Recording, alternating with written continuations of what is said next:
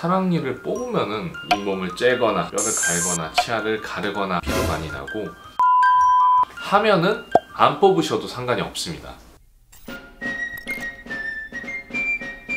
하이, 안녕하세요. TMI 치과의사 서지원입니다. 오늘은 많은 분들이 궁금해하시는 사랑니에 대해서 얘기해 보려고 해요.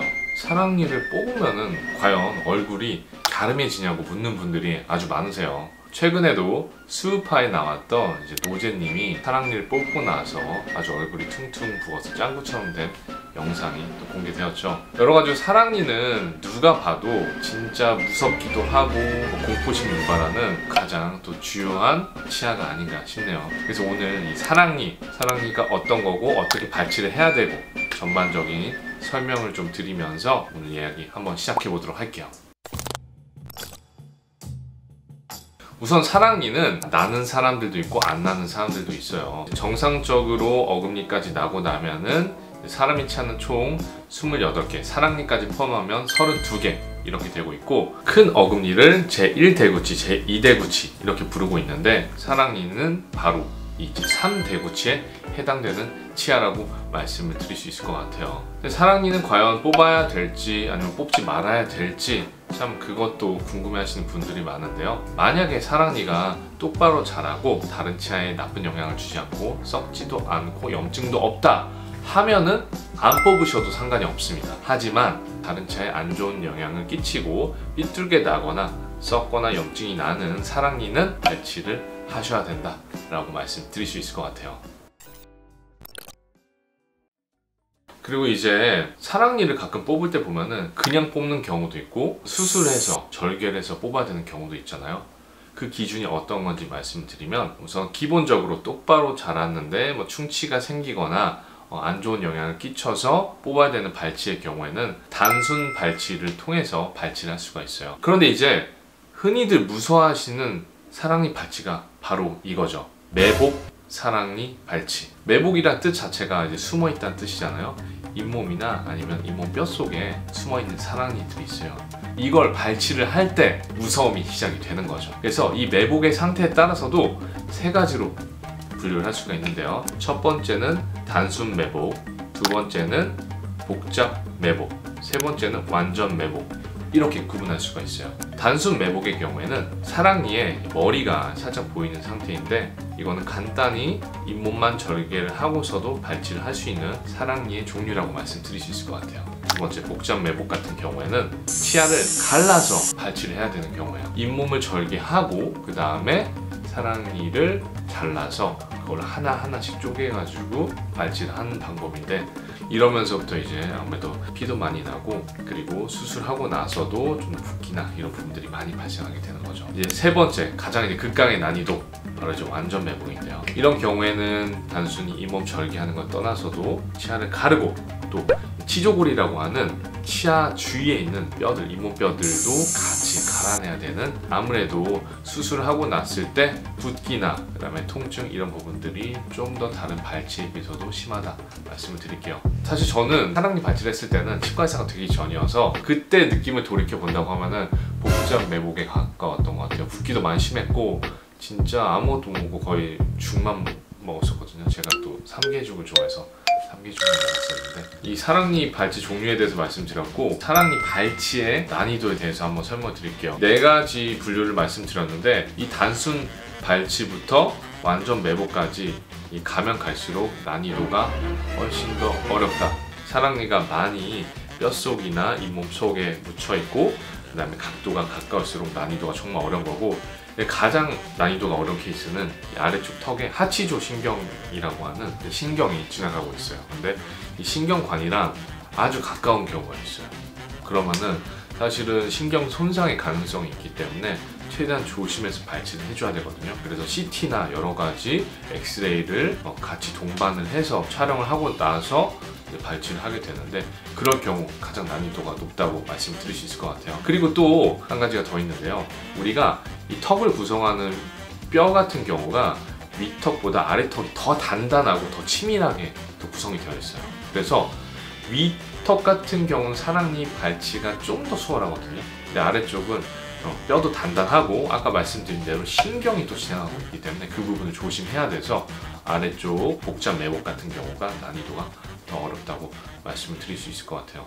그와 더불어서 예를 들어서 치아 뿌리 개수가 더 많은 경우, 그 다음에 이 만곡이 되게 심해서 막 꼬부러져 있는 경우, 치근 이개라고 하는데 치아 뿌리가 막 진짜 무슨 막 문어발처럼 이렇게 뻗어 있는 경우들이 있어요. 그럴 경우는 훨씬 더 뽑기가 어렵다. 처음 사람이 뽑으라고 이제 권을 받을 때 대학병원에서 뽑으라고. 그게 이제 사실은 그런 케이스예요. 신경관이랑 가깝고 복잡 매복인 케이스일 경우 너무 가까우니까 이 신경 손상의 위험이 생겨서 아무래도 좀 더 그 사랑니 발치를 더 전문적으로 할 수 있는 대학병원에 리퍼를 하는 경우들이 많이 있죠.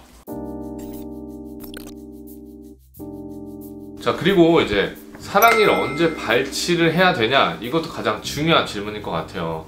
물론 사랑니가 나지 않는 분들은 행운을 타고나셨지만 사랑니가 기본적으로 나는 분들 같은 경우에는 이 발치 시기가 매우 중요하죠. 사실 사람마다도 사랑니가 나는 시기가 천차만별이긴 해요. 그런데 평균적으로 발치가 추천되는 시기는 보통 18세에서 24세 사이 정도가 된다고 말씀을 드릴 수 있을 것 같아요. 그 이유가 왜냐, 이 사랑니 뿌리 자체가 24세가 지나면은 거의 치아 뿌리가 다 완성이 되어 있고 잇몸뼈도 그렇고 모든 게 다 더 튼튼해지고 더 단단해져 있거든요. 그렇기 전에 잇몸뼈가 살짝 부드러울 때, 그 다음에 치아 뿌리가 완전히 자라지 않았을 때 뽑는 게 가장 발치를 하기 쉬울 때라고 말씀을 드릴 수 있을 것 같아요. 또한 아까 말씀드린 대로 이제 신경관이랑 치아 뿌리가 가까울 수도 있거든요. 치아 뿌리가 다 자라게 되면 가까워질 확률이 높기 때문에 그 전에 발치를 하는 걸 더 추천드리는 거죠. 그리고 또 이제 사랑니 같은 경우 보통은 뽑는 시기가 막 아파서 오셔서 많이 뽑거든요.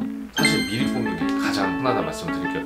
사실 충치도 마찬가지고 모든 진료 자체가 질병을 갖고서 아파서 오기 전에 하는 게 가장 좋다 말씀드릴게요.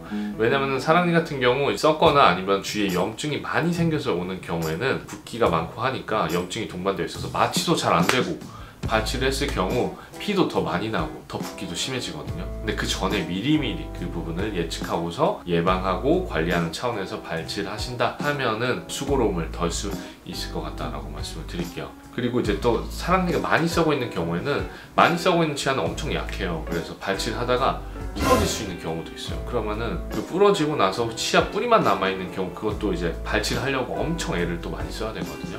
그럼 환자분도 고생하고 치과 의사분도 고생을 할 수밖에 없기 때문에 서로가 더 힘들 수 있다. 우선은 이제 그 발치하고 난 후 2~3시간 정도 저희가 이제 거즈를 물려드려요.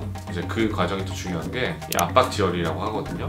거즈를 물면서 지혈이 될 수 있는 충분한 압력과 그 다음에 시간을 주면서 피가 이제 멈추도록 하는 거죠. 그리고 침이나 피는 뱉는 것보다 삼켜주시는 게 더 좋다. 그리고 이제 붓기가 생기잖아요. 붓기가 생기기 전에 찜질 항상 말씀드리거든요. 2~3일간은 냉찜질 해주시고 그 이후에는 온찜질을 해주세요. 2~3일간 냉찜질을 하면은 우선 2~3일 정도에 이제 붓기가 가장 심해지는 시기가 되는데, 붓기가 심해지는 걸 억제할 수 있고 3일 후에 온찜질을 하게 되면은 이 붓기가 가라앉는 속도를 또 가속화시켜주기 때문에 이렇게 찜질은 냉찜질과 온찜질을 꼭 구분해서 해주시는 걸 추천드릴게요. 그리고 또 식사를 이제 부드러운 거 위주로 하시면서 사랑니 발치한 부위를 제외한 그 반대 부위로 식사를 하시는 걸 추천드릴게요. 저희가 그래서 사랑니가 4개 있는 경우에도 식사를 하실 수 있게 한쪽 이렇게 뽑아드리거든요. 정말 시간이 없어가지고 양쪽을 다 뽑는 경우도 있긴 하지만 대부분 저희가 이렇게 식사를 할 수 있도록 해드리니까 반대쪽으로 조심스럽게 드시는 걸 추천드리고요. 그 다음에 또 이건 항상 얘기 드리는 거지만 정말 중요한 부분이죠. 흡연, 음주 이런 부분들은 피해 주셔야 합니다. 아무래도 이제 음주 같은 경우에는 여러 가지로 신체가 더 치유가 되는 데 있어서 안 좋은 작용들을 많이 하고 부작용이 더 심해질 수 있어요. 과격한 운동이나 사우나 등도 이제 저희가 추천드리지 않는데, 하시게 되면은 사랑니를 발치하고 난 후 건강을 회복하는 데 있어서 좀 더 어려움이 있다 말씀드릴게요.